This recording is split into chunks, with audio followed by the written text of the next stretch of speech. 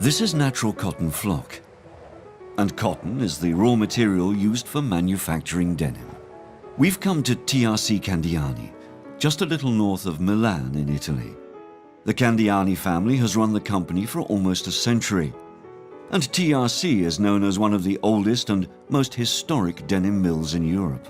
Cotton is grown in more than 100 countries and comes in around 60 different grades of quality.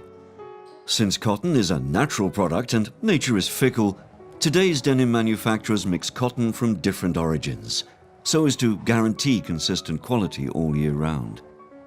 It goes without saying that choosing the right cotton is a skillful business.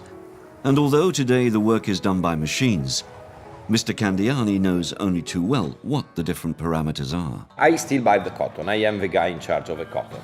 And of course, having over 30 years of experience now, I know for each single area in the world what is better for us. When I buy cotton, I have to look at a few parameters to check if the quality is suitable for our needs.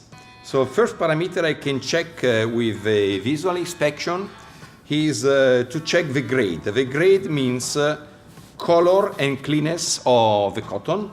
Color, as you can see, it's white. It's a very nice white color and very low quantity of leaf. The second parameter, which is as well very important, is the length of the fiber, which is necessary to have the right yarn, the right quality in the yarns. And I can do this checking by hand in this way.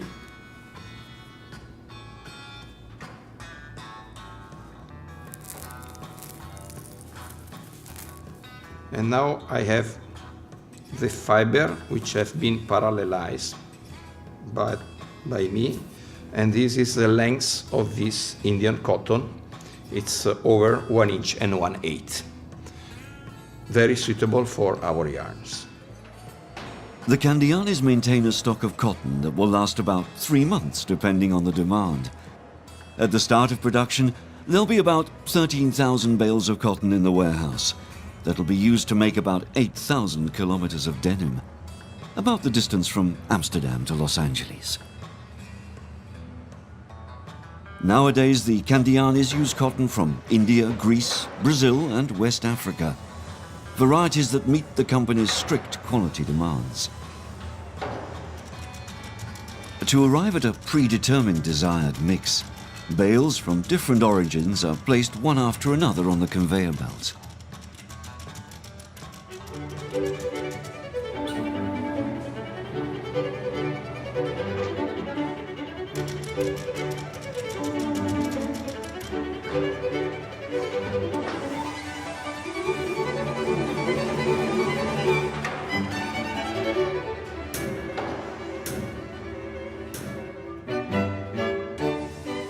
The opened bales now enter the carding process, a very important operation to determine the final features of the yarn. A sort of giant vacuum cleaner armed with a comb rakes the flakes from the cotton, removing them by air suction.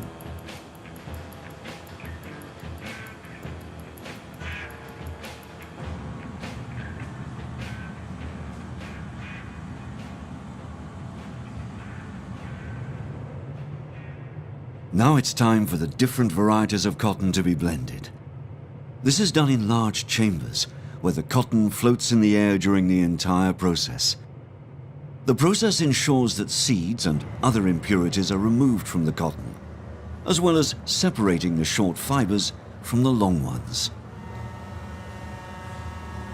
Once the cotton fibers have been blended and arranged in parallel, they're fed through a device to produce what is known as a sliver. The sliver is then remixed a further 36 times to obtain the perfect blend.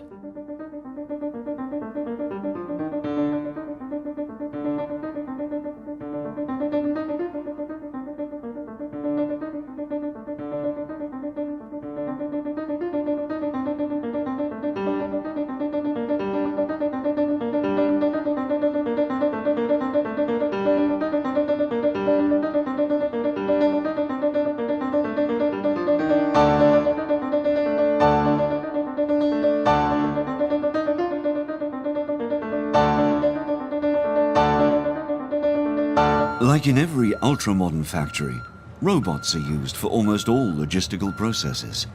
But if the machine should fail, human intervention is always at hand.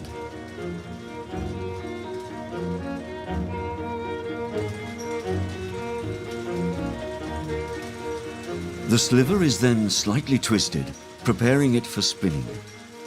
The rough lengths of sliver are then drawn into a finer yarn and wrapped onto a bobbin in the flyer, ready to embark on the next step of their journey, spinning.